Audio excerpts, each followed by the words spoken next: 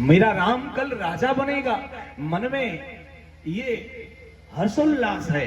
राम राज्याभिषेक की सारी व्यवस्थाएं हो रही हैं। माता कौशल्या जी को नहीं पता है कि इस रात ने क्या क्या कर दिया है। क्षणार्धम नैव जानामि दैव किम करिष्यति। क्षणमात्र में परमात्मा क्या करेगा ये कोई जानता नहीं है। कहां राम जी को राजा बनना था और कहां राम जी की स्थिति क्या हो गई। बोले राम जी को जंगल मिल गया है। माता ने कहा राम स्नान करके आओ, अपने हाथ से मैं तुम्हें भोजन पवाऊंगी, कल मेरा बेटा राम राजा बनेगा। राम जी ने मुस्कुरा करके कहा मैया माता का हृदय तो बड़ा विशाल होता है। अरे राम तो क्या हुआ, कहा आप इतना मुझे क्या सिर्फ अयोध्या का राजा बनाना चाहती हैं? अरे हाँ राम कल तुम अयोध्याधीश बनोगे। भगवान ने कहा आपसे तो कई गुना बड़ा हृदय मेरे पिताजी का हो गया, मुझे सिर्फ अयोध्या का राजा नहीं बनाया पिताजी ने। क्या हुआ राम? कहा पिता दीन मोहि कानन राजू जहाँ सब भांति मोर बड़ काजू। मुझे पिताजी ने जंगल का राज दिया है, जहां मेरा हर प्रकार से बड़ा काम होने वाला है।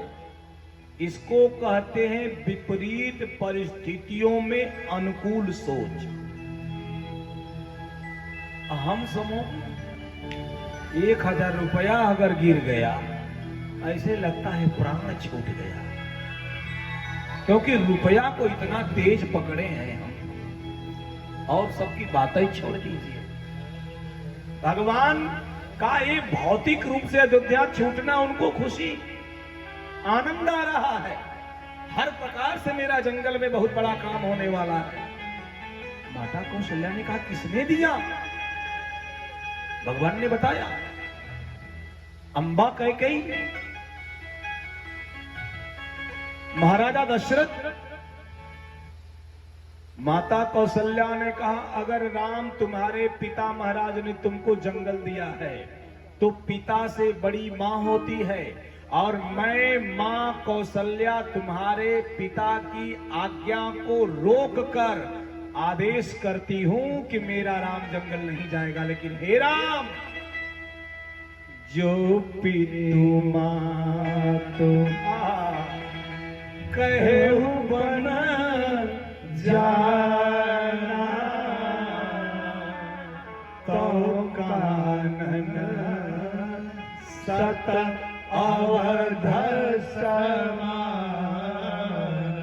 मातृ पितृ आज्ञा गरीयसी एवमस्तु गमिष्यामि वनम वस्तुमहं पितः जटार चीरधरो राज्ञः प्रतिज्ञा अनुपालयनः। अगर ऐसा है तो एवमस्ति गमिष्यामि वनम वस्तुमहं पितः जटा चीर धरो राज्ञ प्रतिज्ञा अनुपालयन।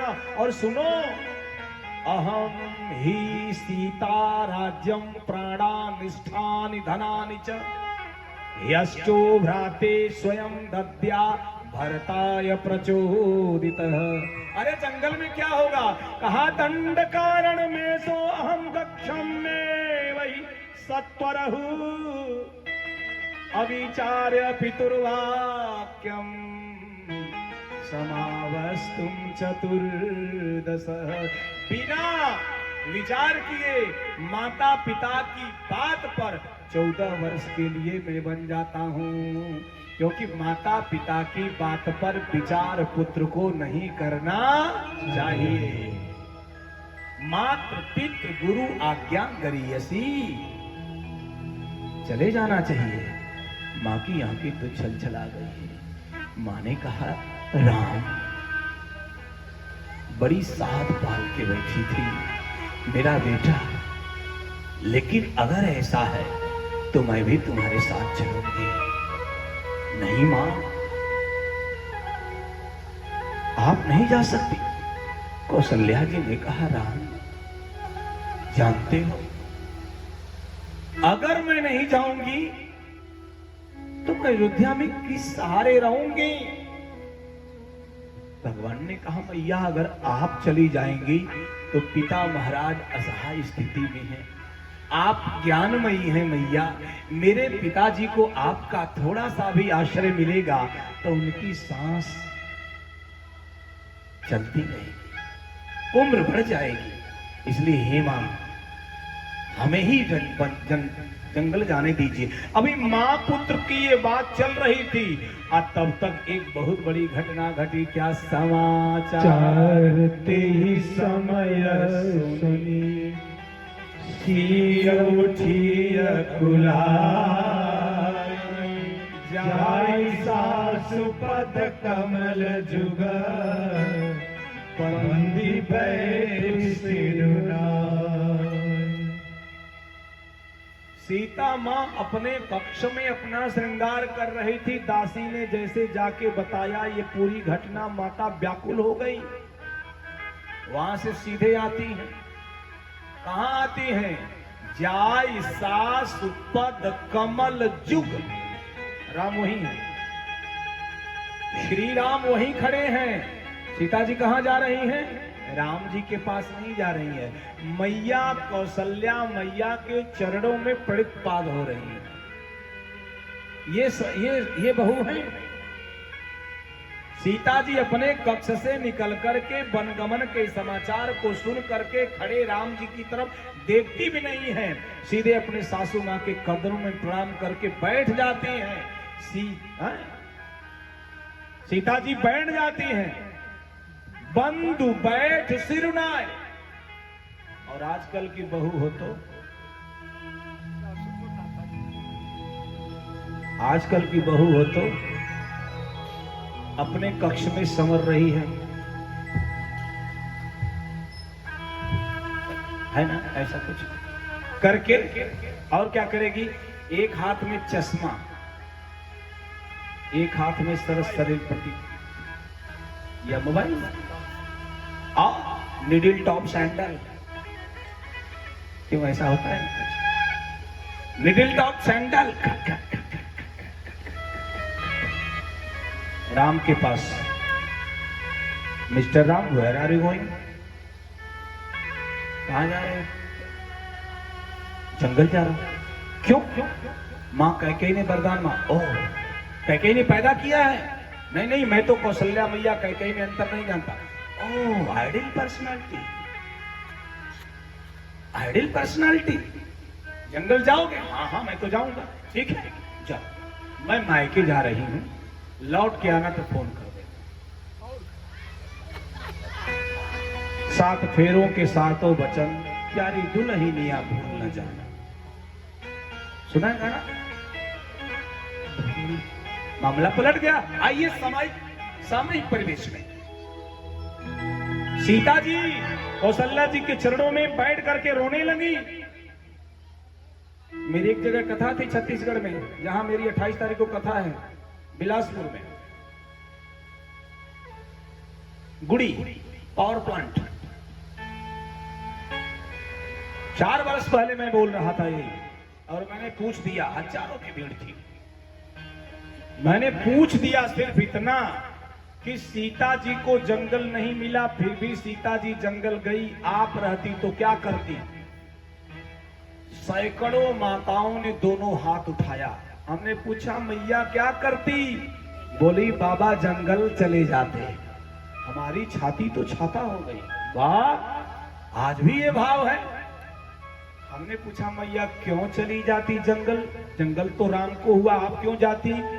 बोली बाबा एक सांस के अंदर जी ही नहीं पाते हैं, तो 3 सांस के अंदर में जीने से अच्छा जंगल ही चले जाते।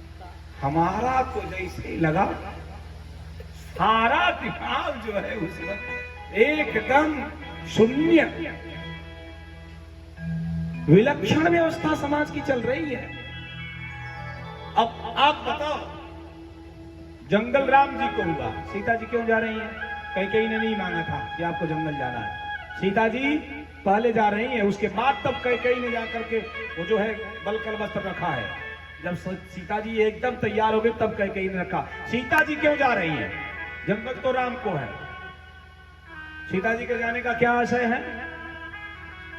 सीता जी ने कौशल्या के आंचल को पकड़ करके अपने मुख पे रखा और फपक करके रोने लगे। कौशल्या बोल रही, सीते रो रही हो? राम जंगल जा रहे हैं इसलिए रो रही हो? नहीं मैया। पति से वियोग होगा इसलिए रो रही हो? नहीं मैया। जंगल कंटकाकृत मार्गों में राम नंगे पांव जाएंगे इसलिए रो रही हो? नहीं मैया। राम को समय पर भोजन प्रसाद मिलेगा कि नहीं इसलिए रो रही हो? नहीं मैया। भगवान पत्ते पर सोएंगे, पर्णकुटी में रहेंगे, खुशकी साथरी पर रहेंगे इसलिए रो रही हो? नहीं मैया। तो फिर क्यों रो रही हो? सीता जी ने बड़ी ऊंची बात कर दिया, सेवा समय दैव बन दीहा, मोर मनोरथ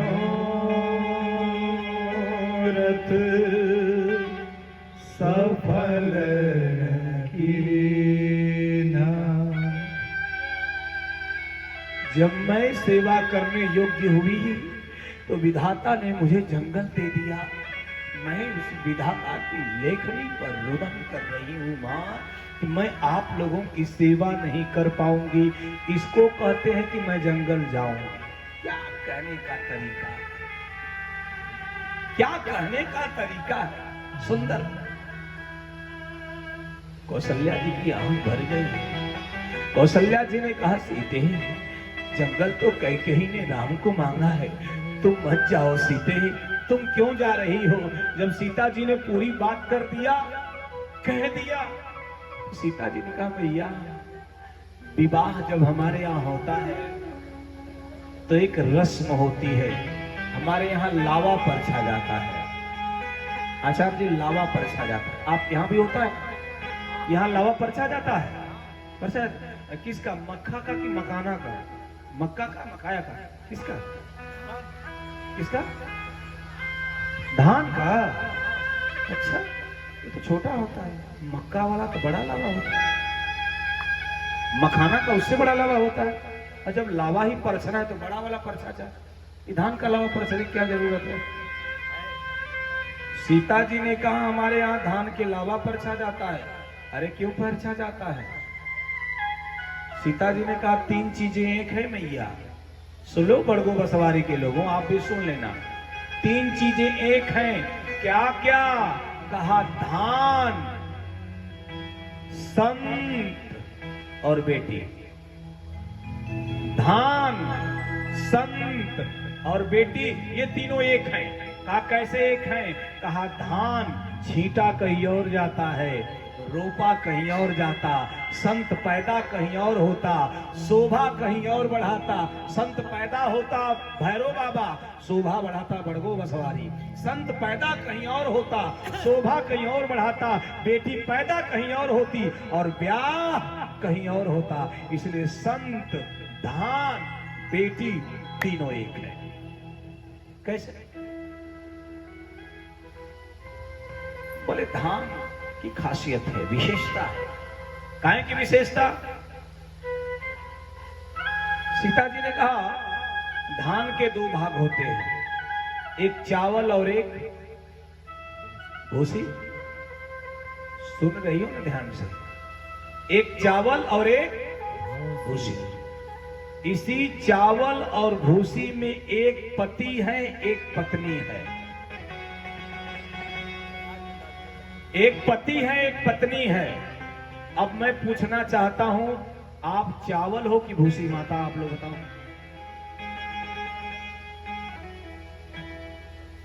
क्या हो? चावल हो कि भूसी? जल्दी बोलो। चावल। बड़ी चालाक है, बहुत चालाक है। यानी आप लोग भूसी। कंफर्म आप चावल हो? क्लियर? जानकारी सही रखना, बताता एक पति पत्नी में विवाद हुआ। पत्नी से पति ने पूछा कि तू चावल है कि भूसी? पत्नी ने कहा आप बताओ क्या हो? पति ने कहा मैं तो चावल हूं और तुम भूसी हो। पत्नी ने कहा मैं मान गए कि मैं भूसी हूं। वो भी बड़गो बसवारी में बड़ा कथा सुनी थी। उसने कहा मैं मानती हूं भूसी हूं, लेकिन ध्यान देना, धान जब दरा जाता है राइस मिल पे, भूसी बाहर फेंक दी जाती है और चावल कहां जाता है? अगर भूखा बासमती है तो बढ़िया पैकेट में पैक होकर के हाई प्रोफाइल फैमिली में जाता है, कुलीन एरिस्टोक्रेट फैमिली, कुलीन परिवार में जाता है। पति ने कहा मैं कुलीन परिवार में घूमता हूं तो सड़क पे फेंकी जाती है। पत्नी ने कहा मैं मानती हूं कि मैं सड़क पे फेंक दी जाती हूं, लेकिन आप कुलीन परिवार में घूमते हो स्वामी। लेकिन इतना मैं बताऊं, मैं हूं तो आपके वंश की वृद्धि है, मैं नहीं तो आपके वंश की वृद्धि होने वाली। अरे मैं भूसी भले फेंक दी जाऊं। अब 2024 में बड़गो के लोग बड़े अच्छी खेती करते हैं। 2024 में बड़गो के लोग अपने खेत में 4 कुंटल चावल मई में फेंक करके आए और नवंबर में कंपाइन लेके जाएंगे। कितना कुंटल काटेंगे? अच्छा जी कुछ मिलेगा? घोड़ीला मिलेगा खेत में, धान का एक दाना मिलने वाला नहीं, क्योंकि भूसी नहीं है। पत्नी ने कहा मैं हूं तो आपके वंश की वृद्धि है, मैं नहीं तो आपका वंश चलने वाला नहीं। दूसरी बात, मैं हूं तो आपकी सुरक्षा है। पति ने कहा वो कैसे? अरे मैंने तो सुना है बेटी होती है पिता का संरक्षण, पत्नी होती है पति का संरक्षण, माँ होती है पुत्र का संरक्षण, संरक्षित हम करते हैं, आप कैसे? पत्नी ने कहा स्वामी, जब आप हाई प्रोफाइल में चले जाएंगे परिवार में पूखा बासमती बनके, तो कैंची से काट करके आपको धो करके प्रेशर कुकर में डाल करके ढक्कन बंद करके चूल्हा पे रख करके इतना गरमाया जाएगा कि आपकी भी भूसी छूट जाएगी। इतना मत अकड़िए। सीता जी ने पूछा मैया जानती? कहा जानती हूँ। क्यों धान का लवा पर छा जाता? बोले क्यों? कहा जब वर और वधू खड़े होते हैं और जब धान के ऊपर गरम बालू पड़ता है, धान फूटता है। धान के 2 हिस्से, एक चावल एक भूसी, एक पति एक पत्नी, दोनों मिलकर के धान होते हैं। जब उस धान के ऊपर विपत्ति रूपी बावलू पड़ता है, धान फूटता है, लवा में बदलता है, लेकिन भूसी चिपकी रहती है। उसी प्रकार भूसी चिपकी रहती है और भूसी चिपक करके वर वधू को संदेश देती है, ए वर वधू हम दोनों मिलकर के धान थे, लेकिन जब विपत्ति पड़ी बालू रूपी तो हम लवा में बदले, लेकिन एक दूसरे से चिपके रहे। वैसे तुम्हारे भी जीवन में कभी विपत्ति पड़े तो एक दूसरे का साथ देना, कभी साथ छोड़ना। ये सनातन धर्म है, सामान्य नहीं है। इसलिए धान का लवा पर छा जाता। कौशल्या जी से माता सीता ने कहा, जब मैं विदा हो रही थी मेरी माँ ने कहा, सादर सास ससुर पद अनारी धर्म पति देवन दू। और सी क्या बोले? सास ससुर गुरु सेवा करे हो, अब पति दुख लगी आयसु अनुसरे हो। माँ अपनी बेटी को सिखाती है तो मेरी माँ सुनैना ने भी मुझे सिखाया है। सिखाया क्या? सिखाया सास की सेवा करना, ससुर की सेवा करना, पति के रुख को देख करके परिवार के साथ जीवन यापित करना।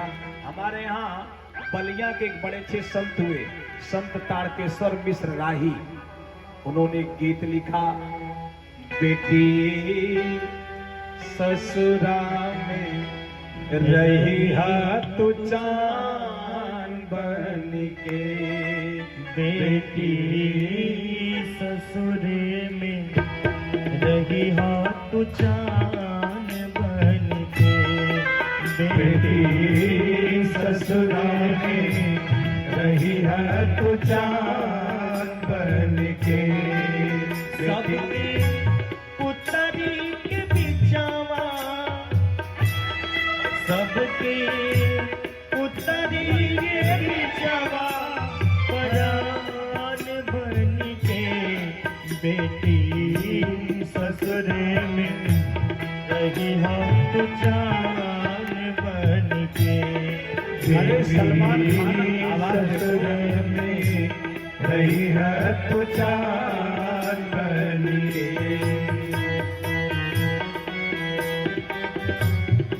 रिदम बजाओ। विवाह हुआ है अभी नहीं, माता पिता की सेवा करोगे पक्का करेगा। ये इसलिए कह रहा है कि अभी औरत का मुंह नहीं देखा है, जिस दिन मुंह देख लेगा पूरी प्रक्रिया उल्टी हो जाएगी। बैठो भगवान करे। सास के निस दिन चरण दबैहा, सास के निस दिन चरण दबैहा, बिटिया सबसे पाछे खैहा, बिटिया सबसे पाछे खैहा।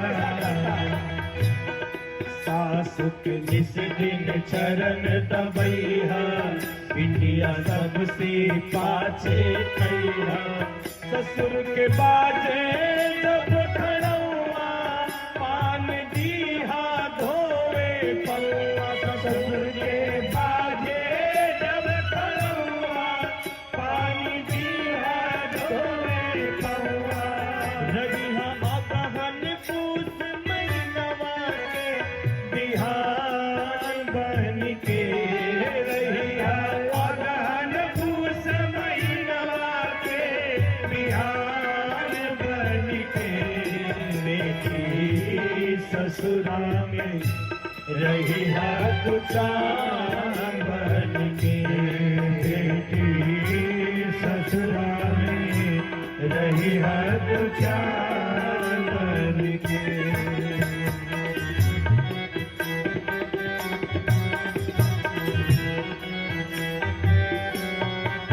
आज को तनिको समय जुपैहा, तनिको समय जुपैहा। छोटहर लइकन के पढ़ैहा, छोटहर लइकन के पढ़ैहा। अब समय मिल रहा है तो क्या ये लोग कर रही हैं? सांझ कतनी को समय जुपैहा, सांझ कतनी को समय जुपैहा। छोटहर लइकन के पढ़ैहा, छोटहर लइकन के पढ़ैहा। बिटिया सत्संग में मन लैहा, बिटिया सत्संग में मन लैहा। जो के हुए के आहट पैहा, मुखड़ा घूंघट में छुपैहा। जो के हुए के आहट पैहा, मुखड़ा घूंघट में छिपैहा। लगी हो घर में हीरा मोती के दुकान बन के। लगी हो घर में हीरा मोती के दुकान बन के। बेटी ससुरा में रही हाथ चाँद बन के। बेटी ससुरा में रही हाथ चाँद बन के। एक एक चीज सुनिए।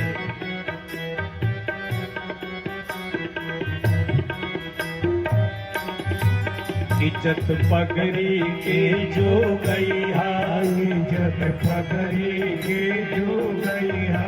घर से बहरा कतहु न जइहा, घर से बहरा कतहु न जइहा। इज्जत पगड़ी के जो गईहा, घर से बहरा कबहु न जइहा।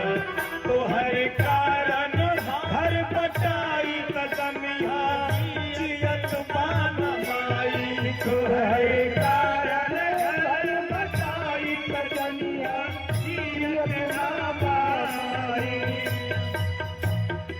ऐसन जन करी हाथी को नहन आवे बान बन के ऐसन जन करी हाथी को नहन आवे बान बन के बेटी ससुरा में रही है जान बन के बेटी ससुरा में रही है तू जान बन के।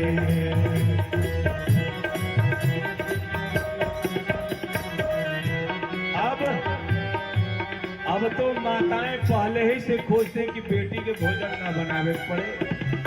अच्छा, अलगा होने में कोई समस्या नहीं, क्योंकि कुकर, सिलेंडर, गैस चूल्हा, इन्वर्टर यहीं से भेज दिया जाता है, ताकि अलग भोजन बनाने में कोई दिक्कत न होने पाए। अच्छा, आपकी भोट बेटी सास ससुर की सेवा न करे, आपकी बेटी सास ससुर की सेवा न करे और दूसरे की बेटी आपके यहाँ बहू आप पांव दबाए, वाह रे ख्याल। किसी सास को बहू को समझाना नहीं पड़ेगा, किसी सास को किसी बहू को समझाना नहीं पड़ेगा। कब कहा? तब जब हर माँ अपनी बेटी को समझा देगी, फिर किसी सास को बहू को समझाने की जरूरत नहीं पड़ेगी। सुनल जाई तो हर बड़ाई, सुनल जाई तो हर बड़ाई, दिया जाए तब फुलाई, दिया जाई तब फुलाई। सुनल जाए तो हर बड़ाई, दिया जाए तब फुलाई। ऐसन करिहा सबसे प्यार तोहरा दिल लागे आधार, ऐसन करिहा सबसे प्यार तोहरा दिल लागे आधार। सबकी ओठे निहाती तायुर पुराण बन के सबकी होठे गीता और पुराण बन के बेटी ससुरा में रही हाथ जान बन के, बेटी ससुरा में रही हाथ जान बन के। सबकी उतरी बिचावा परान बन के, सबकी उतरी कभी जवा परान बन के। बेटी ससुरे में रही हाथ जान बन के, बेटी ससुरा में रही हाथ जान बन के। मंजु विलोचन मोचती बारी, बोली देख राम रहता। 2 मिनट हमारे श्रीप्रकाश भैया कुछ जरा प्रकाश देंगे। तरुण सागर का नाम आप लोग सुने होंगे, बचपन से कुछ मेरी बोली वैसे ही है। बेटी की एक गाथा सुना दी गई और 4 लाइन की आज की गाथा सुन लीजिए। माँ ने बताया था कि वहां जाने के बाद यह कांड कर दीजिए, तो मैंने इसका नाम रखा है घर फोड़नी। घर फोड़ने से बेटी ने माँ को बताया कि जाते तो चूल्हिया कराए माई, नैहरे कनौआ जगाए माँ, नैहरे आज। और 2 लाइन उसने माँ को बताया कि सासू जी के मरनी ससुर गरियवली, सासू जी के मरनी ससुर गरियवली, नैहरे के ननदी के ससुरा पठाइली माई, नैहरे कनौआ जगाइली माई। अभी व्यास जी ने जो कहा है, बहुत मजबूती से कह रहा हूं कि हर बेटी बहू है और वो सारी माताएं बेईमान हैं जो बेटी को दिल में रखती हैं और बहू के जूते के नोक पर रखती हैं। एक बेटी, मेरी बेटी आपकी बहू, आपकी बेटी मेरी बहू, जब तक बेटी और बहू को ये माँ बाप एक तराजू पर नहीं मानेंगे, ऐसे ही समाज की दुर्दशा होती रहेगी। मैंने अपने वाणी को विराम दिया। अब सीताराम को व्यास जी सुनाएंगे, आप लोग सुनिएगा। सियावर रामचंद्र। जय। अभी जो गीत गाए तो दोपहर को हम इस गीत को गुनगुना रहे थे तो भैया बोले अब इससे अलग एक गीत मैं बनाऊंगा। हम के क्या बनाएंगे? बोले आज के दौर में माँ अपनी बेटी को क्या सिखाती है। हमने कहा बेटी ससुरा में रही है तो चांद बन के। बोले मैं लिखूंगा बेटी ससुरा में रही है तो डांड बन के। हमने कहा यही सिखाया ही जा रहा है जो आप बता रहे हैं। समझना राम कथा का मतलब क्या है। राम आए रावण को मारे गए ना। राम कथा का मतलब है हर घर में राम और सीता का चरित्र अपनाया जाए। जैसे माता कौशल्या से माता सीता जी ने पूरी बात निवेदित कर दी। माता कौशल्या ने सीता जी के सर पे हाथ रखा।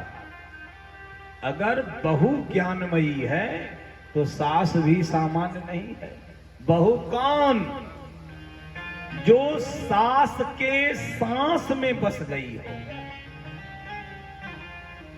बहू का मतलब क्या? बहू का मतलब है जो महत्व जीवन में सांस का है, ब्रीथ, वही महत्व सास के जीवन में बहू का हो। बहू न दिखे सास बेचैन हो जाए। बहू रानी कहां गई, मेरी बहू रानी कहां गई। आप कहोगे रितेश बाबा ये लिखा है? लिखा है, मैं अलग से नहीं बोल रहा हूं। बाबा तुलसी ने लिखा है। कहा? बोले माता कौशल्या ने सीता जी के सर के ऊपर हाथ रख करके कहा सीते मुझे याद है वो पल। अरे कौन सा पल? कहा तुम्हारे ससुर महाराज हमसे आकर के पहली बार यही बात बताए कि जब जनकपुर में चारों बेटियों की विदाई हो रही थी, सब विदा हो गई। सीता विदा हो गई, उर्मिला विदा हो गई, मांडवी विदा हो गई, सुतकृति विदा हो गई। और जब सब विदा हो गई, अंत में दशरथ जी महाराज जनक जी से मिले और जनक जी ने हृदय से लगा करके दशरथ जी को विदा करने के लिए अश्रुपूरित नेत्रों से रथ की तरफ बढ़ाया। और दशरथ जी रथ पर बैठे तो जनक जी ने हाथ पकड़ करके कहा बिटिया जा रही है, अगर कोई अपराध हो जाए तो अपनी बेटी को समझकर क्षमा कर देना। दशरथ जी ने कहा राजन, सीता एक बाप को छोड़ के आई है तो एक बाप को पाई है, और सीता अगर एक माँ को छोड़ के आई है तो तीन तीन माताओं को पाएंगी। ये आप चिंता न करना। इतना कहकर के दशरथ जी रथ पर बैठे और सुमंत से कहे रथ चलाओ। सुमंत नहीं सुने। राजा दशरथ ने कहा सुमंत जी रथ को चलाइए। सुमंत फिर नहीं सुने। राजा दशरथ जी ने कहा सुमंत जी रथ को चलाइए।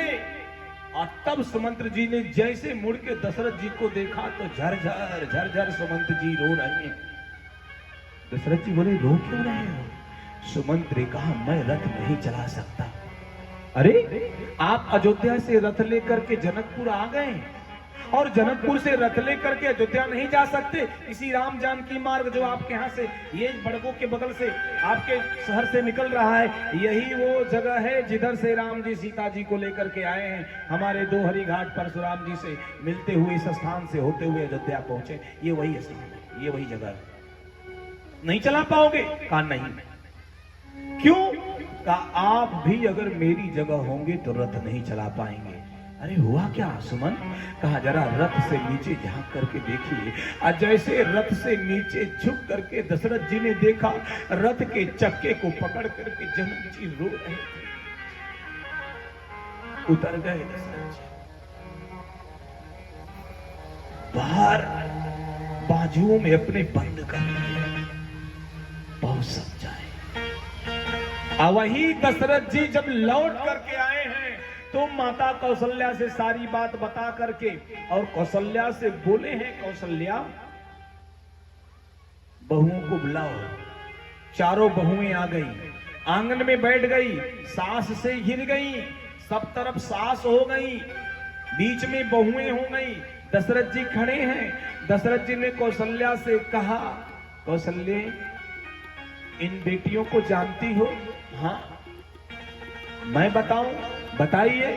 दशरथ जी ने कहा, कौशल्या ये माँ को छोड़ के आई हैं, बाप को छोड़ के आई हैं, भाई को छोड़ के आई हैं, भौजाई को छोड़ के आई हैं, सखी को छोड़ के आई हैं, सहेलियों को छोड़ के आई हैं, अपनों को छोड़ के आई हैं, घर को छोड़ के आई हैं, देश को छोड़ के आई हैं, द्वार को छोड़ के आई हैं। अरे जो सब छोड़ के आया है, अगर उसे अपनाया नहीं जाएगा तो उसको कितनी वेदना होगी। इसे अपनाना है। कैसे अपनाना है? कौशल्या जी बोल बैठी, जब सब बता दिए तो ये भी बताइए कैसे अपनाना है। अब सुन लेना, सास और ससुर बैठे हो तो। दशरथ जी क्या कह रहे हैं? कौशल्या मुझे देखो। कौशल्या जी देखने लगी। दशरथ जी ने कहा, ए कौशल्या, मैं बन जाता हूं ऊपर की पलक और तुम बन जाओगी नीचे की पलक। जिस घर में ससुर ऊपर की पलक बनेगा और सास नीचे की पलक बन जाएंगी और बहू आंखों की पुतरी बन जाएगी, उस घर में किसी बहू को कोई दुख होने वाला नहीं है। ये बाबा तुलसी लिखते हैं कि नयन पुतरी करी बधूल कनी पर घर आई राखे नयन पलक की रानी। जो आंखों में पलक का महत्व है, वही घर में सास और ससुर और बहू हो जाएगी आंख की पुतरी। अगर आंख की पुतरी बहू हो गई तो थोड़ी सी हवा भी तेज बनती है, बहती है, तो दोनों पलकें बंद होकर के पुतरी की रक्षा करती है।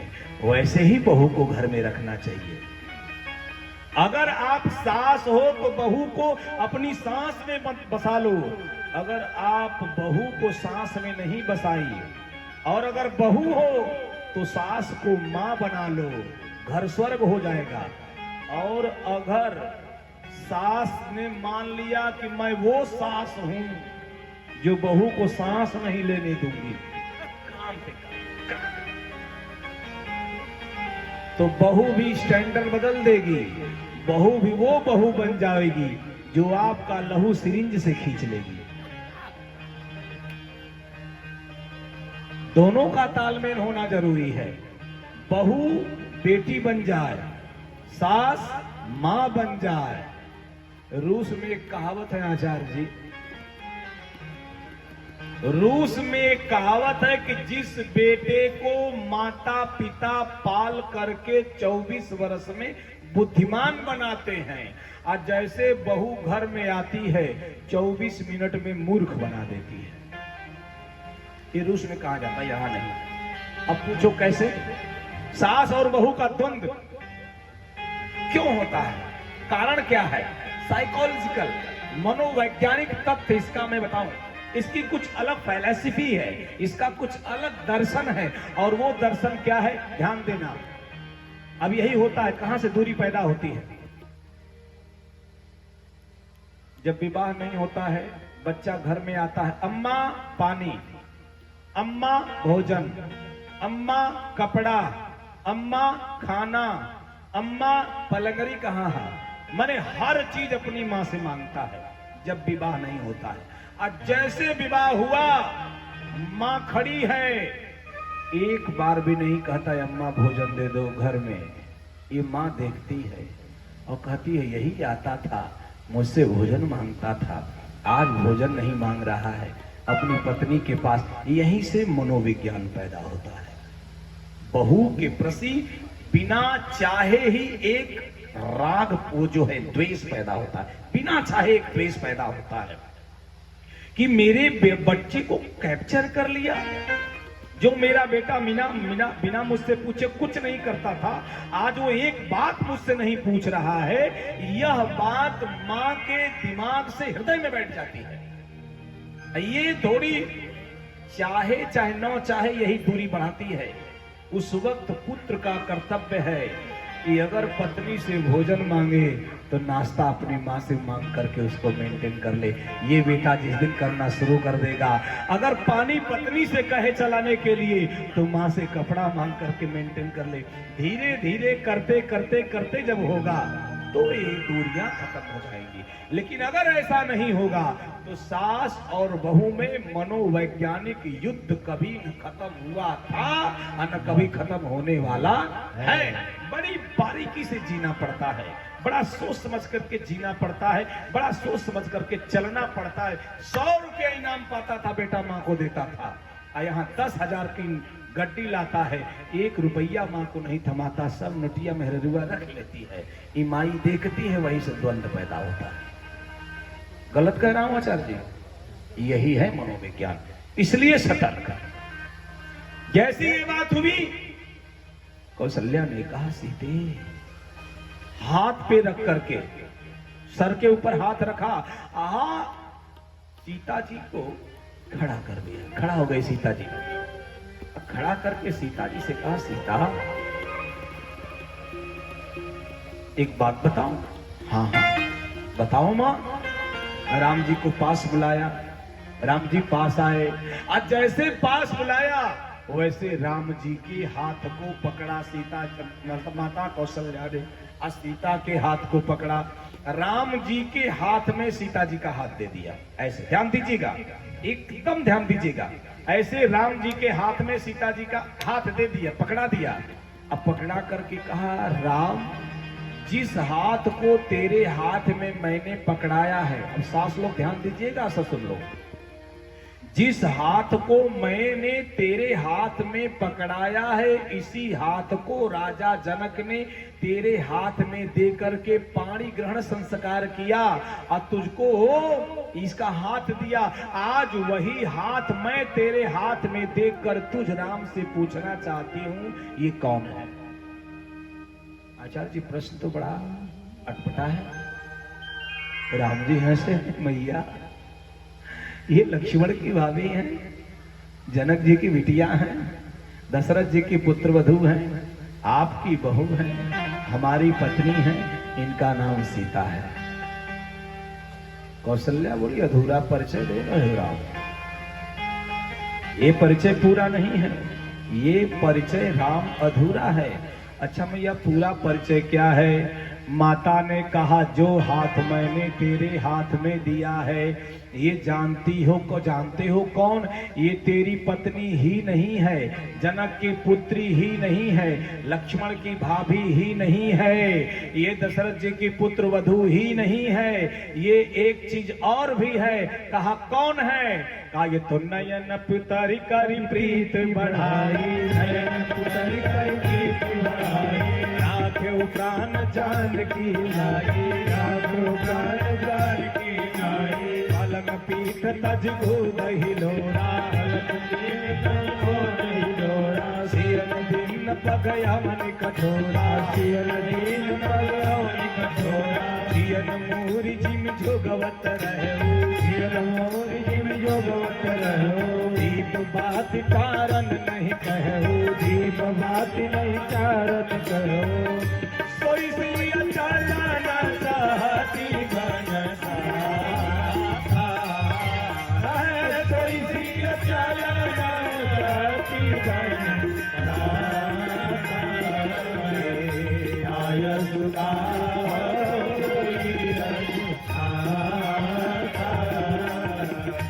आय सुधा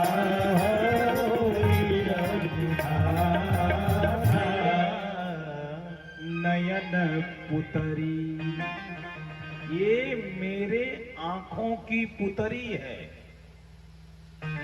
अभी तो मैं नहीं पूछूंगा कितनी सास अपनी बहू को पुतरी मानती है। क्यों? कितनी सास की आंख में बहू धंसती है। पुतरी धंसती है कि कांटा? एक बार एक सास अपनी बहू का बखान कर रही थी तो उसकी सखी ने पूछा, अरे बहू नई नई आई है, कैसी है? अरे चंद्रमुखी है। अच्छा चंद्रमुखी? अरे तो उस चंद्रमुखी को मुंह दिखाई क्या दिया? कहा पुश्तैनी सोने का हार दिया है अपनी बहू को, मुंह दिखाई। अरे हार दे दिया? हाँ। 5 वर्ष बाद वही सखी उसी सखी से मिली। अब वो सखी अपने सखी से पूछ रही है, और बताओ आपकी चंद्रमुखी बहू कैसी है? चुप, चंद्रमुखी है ओकर मुंह ना देखे लायक। का हो गल मुहा भैया? उहे मुहा देख के हार देहलू, अब उहे मुहा ना देखे लायक है। का हो गल मुहा में? सूर्यमुखी हो गई कि ज्वालामुखी हो गई? यही जनरेशन गैपिंग है। इसी जनरेशन गैपिंग को पाटना है कथा से। क्यों दूरी हो गई? कुछ गलतियां अगर बहू की हैं तो कुछ गलतियां सास की भी हैं। आप याद करके जियो, आप सो करके चाहोगी कि सुख मिल जाए तो नहीं होगा। जागते रहो। जागने का मतलब आंख खोलना नहीं होता है। जागने का मतलब सतर्क होकर के जीवन जीना। कब क्या करना चाहिए ये आपको उसका ध्यान होना चाहिए। ये ध्यान नहीं है तो मामला गड़बड़ हो जाएगा। भगवान राम से कहा मेरे आंखों की पुतली है सीता, अगर सीता पर कोई दुख आएगा तो मैं बर्दाश्त करने वाली नहीं हूं राम, मैं नहीं बर्दाश्त कर सकती। इसीलिए जब सीता माता के ऊपर जयंत इंद्र के बेटे ने कौवा बनकर चरण और चोंच का प्रहार किया, भगवान राम ने जयंत की एक आंख फोड़ दिया। इतना ही जानते हो आप, आगे जान लो। भगवान राम ने क्या इशारा किया? भगवान राम ने जब सत्ता के शीर्ष पर बैठे हुए राजा इंद्र के इकलौते बेटे जयंत, जो पिता के लाड प्यार में बढ़ करके आगे बढ़ा और संस्कारहीन हो गया, उस संस्कारहीन बेटा जो सत्ता के शीर्ष पर है, जब उसने परमात्मा राम राघव की पत्नी के ऊपर कुदृष्टि डाल करके उनके शरीर को स्पर्श करना चाहा, भगवान राम ये नहीं सोचे ये सत्ता के शीर्ष पर है, और बाण निकाल करके उसकी एक आंख फोड़ दिया। अरे जब राम जी सत्ता के शीर्ष पर बैठे जयंत की एक आंख फोड़ सकते हैं, तो जो हमारी बेटी बहनों को कश्मीर में नंगा करके उनके साथ गलत काम किए हैं, हम सनातनी उनको कभी माफ करने वाले नहीं हैं, न कभी माफ करेंगे। ये राम ने बताया है।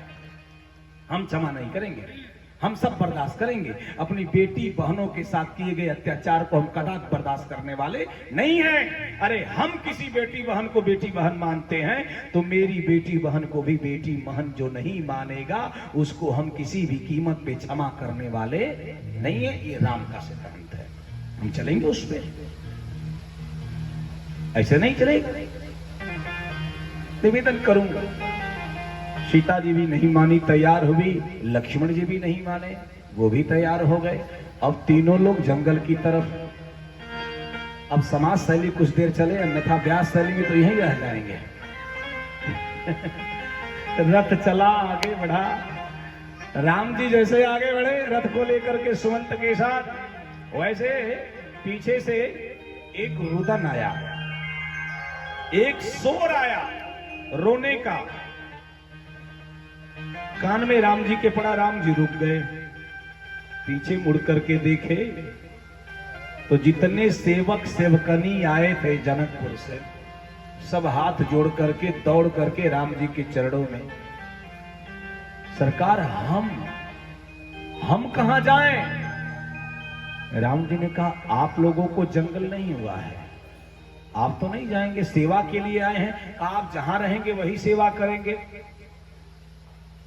भगवान ने कहा इस सेवा करेंगे कि सेवा बढ़वा देंगे? सर हजारों की संख्या में जंगल वनवास करने जा रहे हैं कि पिकनिक मनाने जा रहे हैं? वनवास है, तापस वेश विदेश विशेष उदासी। गुरुदेव वशिष्ठ को बुलाया, दासी दास बुलाया बहुरी, तब बैठ गया।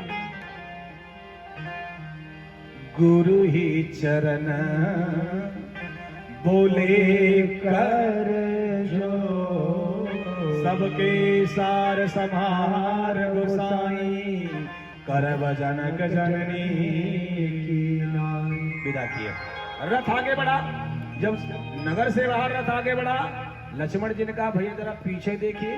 कहा फिर आ रहे हैं सब क्या? कहा वो नहीं है, पार्टी बदल गई है। कहा कौन?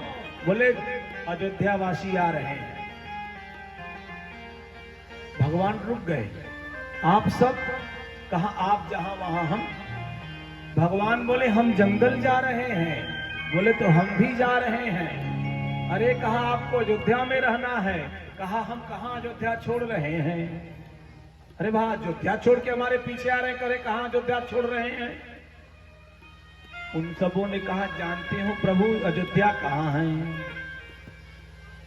जैसे जहां सूर्य होता है वहीं दिन होता है, वैसे ही जहां राम है वहीं तहां ही दिवस जह भान प्रकाश तहां ही अवध जह राम निवास। हम कहां अयोध्या छोड़ रहे हैं? भगवान ने लाख समझाया। लक्ष्मण जी ने राम जी के हाथ को पकड़ के कहा ठीक है। कहा क्यों? कहा बहुमत हमारे साथ है, भरत को गद्दी कैसे मिलेगी? जब पूरा जनमानस हमारे साथ है तो क्लियर है राजा किसी को स्वीकार करने वाले। राम जी ने लक्ष्मण से कहा परिस्थितियां विपरीत है लक्ष्मण, ऐसी बात उचित नहीं। तमसा के किनारे लगा रात्रि का प्रथम पहर, रात बीती, प्रथम पहर, पूरे अयोध्यावासी अधिक संख्या में पहुंच गए। कोई सोई नहीं रहा है। धीरे धीरे जवान सब सो गए। जितने जवान थे सब सो गए। जगे कौन थे? बूढ़े। जितने बूढ़े थे खांस रहे थे सब जग रहे थे। राम जी ने कहा सोए तो हम निभुके, अब एको नहीं सो रहे थे। तो पहले जवान दिन में सो जाते थे, बूढ़े जगते थे। अरे रात में जवान सो जाते थे, बूढ़े जगते थे। अब उलट गया है मामला। अब रात को बूढ़े सो जा रहे हैं और 3 बजे तक जवान सेटिंग कर रहे हैं। ऐसा है कि नहीं है? है ना? अच्छा जो बूढ़े जगे थे उनकी मुंडी हिल रही थी। मुंडी हिलती देखा है बुढ़ों का? बुजुर्ग अवस्था में किसी किसी की मुंडी हिलती है। अच्छा बड़ा विलक्षण है आचार्य जी। आदमी अगर कोई बुजुर्ग है उसकी मुंडी हिलती है तो जानते हैं कैसी हिलती है? आगे पीछे हिलती है। देख लीजिएगा ध्यान से। आई बुढ़ी है, अगर इनकी संजोग से हिलती है तो इनकी आगे पीछे नहीं हिलती है, इनकी अगल बगल। हम अपने गुरुदेव से बोले जब हिलना ही है तो एक ही तरह से क्यों नहीं हिलते? बोले इसलिए कि जब बुढ़ऊ बुढ़ौती में अपनी पत्नी से कहते हैं अरे जिंदगी भर तो हमार बात ना मनलू अब मान ला, तो ही कहती है जब जिंदगी भर ना मन ली तो बुढ़ौती। सियावर रामचंद्र की। निवेदन करूं उनकी मुंडी हिल रही थी, विनोद है, हिल रही थी। भगवान ने कहा इनका क्या होगा? सीता जी से कहा महामाया को बुलाओ। महामाया आई। क्या है सरकार? सीता जी ने कहा क्या करना है? कहा सबको सुला दो। सीता जी बोली कि सबको सुलाने आप आए हैं कि जगाने आए हैं? भगवान ने कहा सुलाने आए हैं। बोले क्यों?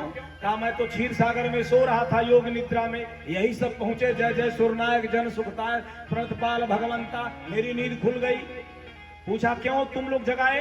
इन सबों ने कहा हम लोगों को रावण चैन से नहीं सोने दे रहा है। तो जब इनको रावण नहीं सोने दिया तो ये हमको नहीं सोने दिए। अब मैं जग गया तो ये सब सोए। कहा ये सब जग गया तो ये सब सोए। सीता जी ने कहा सरकार आदेश क्या है? भगवान ने कहा महामाया से कहिए सबको सुलाएं। महामाया राम जी के पास पहुंची, आदेश ली। क्या करना है? कहा सुला दो। कुछ दूर महामाया गई, फिर लौट के आई। राम जी से बोली थोड़ा सा कंफ्यूज हूं। राम जी ने कहा क्या हुआ? कहा सरकार सदा सदा के लिए सुलाना है कि? भगवान ने कहा सदा सदा के लिए नहीं सुलाना है, रात भर के लिए सुना है। कछुक देव माया मती मोई मोई। वहां माया ने सबको सुला दिया। और जब सब सो गए सुमंत को जगाया, राम जी चल दिए। रथ को इतनी बारीकी से सुमंत ने चलाया, खोज आन रख हाँकऊ ताता, आन उपाय बने नहीं बाता। क्या है चौपाई, जरा बोलो, भूल गया हूं मैं। खोज मारी रथ हाँकऊ खोज मारी रथ हाँकऊ ताका, आन उपाय बने ही नहीं बाता। और कोई तरीके से उपाय नहीं बनेगी। अच्छा, बना करके रथ को निकाल दिया। और जब सुबह की बेला में जगे अयोध्यावासी, सुनो, जैसे अयोध्यावासी जगे, न राम जी, न लक्ष्मण, न सीता, न सुमंत, चारों तरफ दौड़ करके सब रोने लगे। और रो करके अयोध्या वासियों ने कहा, राम जी छोड़ के चले गए, 14 वर्ष का वनवास था, सीता जी छोड़ के चली गई, पति का अनुसरण करना था, लक्ष्मण जी छोड़ के चले गए, राम जी की सेवा करना था, लेकिन देश का प्रधानमंत्री सोती हुई जनता को छोड़ के गया। प्रधानमंत्री कौन था? अयोध्या का प्रधानमंत्री कौन था? सुमंत। अब सुनो, कहा देश का प्रधानमंत्री सोती हुई जनता को छोड़ के गया है। प्रधानमंत्री का काम है जनता को जगाते रहना, चाहे नोटबंदी करके जगा दे, चाहे जीएसटी लगा दे। प्रधानमंत्री का काम है जनता को जगाए। ये प्रधानमंत्री जनता को सुला के चला गया। ए सुमंत, हम अयोध्यावासी आपको श्राप देते हैं, आपने अयोध्या की जनता को तमसा के किनारे सोता हुआ छोड़ दिया है, तो ये श्राप है। राम आपको गंगा के किनारे रोता हुआ छोड़ के जाएंगे, ये श्राप है। राम जी ने छोड़ा, राम जी ने सुमंत जी को गंगा के किनारे रोता हुआ छोड़ दिए। ये जनता का श्राप लगा है। प्रधानमंत्री का काम है जनता को जगाना, सोते हुए जनता को छोड़ना नहीं है। भगवान राम कहां पहुंचते हैं? सुमंत को श्राप लगा, और गंगा के किनारे जब सुमंत ने बहुत मना किया, राम जी नहीं माने।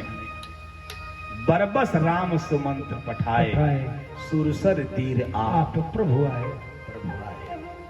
सुरसरी के तीर भगवान पहुंच गए। और जब सुरसरी के तीर भगवान पहुंचते हैं, श्रोता भगवान बड़ा विलक्षण, निषाद वगैरह से तमाम कथा कहानी हुई। सुमंत को रोते हुए निषाद राज केवट देखा है, गुहराज निषाद भी देखा है, और नाव चलाने वाला केवट भी देखा है। अब ध्यान से सुनना, जब सुमंत जी रो रहे थे, राम जी दुखी हो गए थे, इस दुख को केवट ने अपनी आंखों से देखा है। ये केवट कौन है भैया? ये केवट कौन है? बोले ये वो केवट है जो श्रृंगबेरपुर में निषाद राज गुह का सेवक था। जब रात्रि कालीन सभा में निषाद राज गुह लक्ष्मण के साथ बैठ करके पूरी रात कथा सुन रहे थे, तो निषाद राज गुह का सेवक केवट पेड़ की आड़ में दूर से कथा सुन रहा था। और उसी कथा के क्रम में केवट के कान में एक बात गई थी कि केवट के कान में बात गई क्या? बड़े लक्ष्मण जी ने राम जी को कहा था, ये कौन है? केवट झलझलाया, ये कौन है? अरे दशरथ के बेटे राम हैं।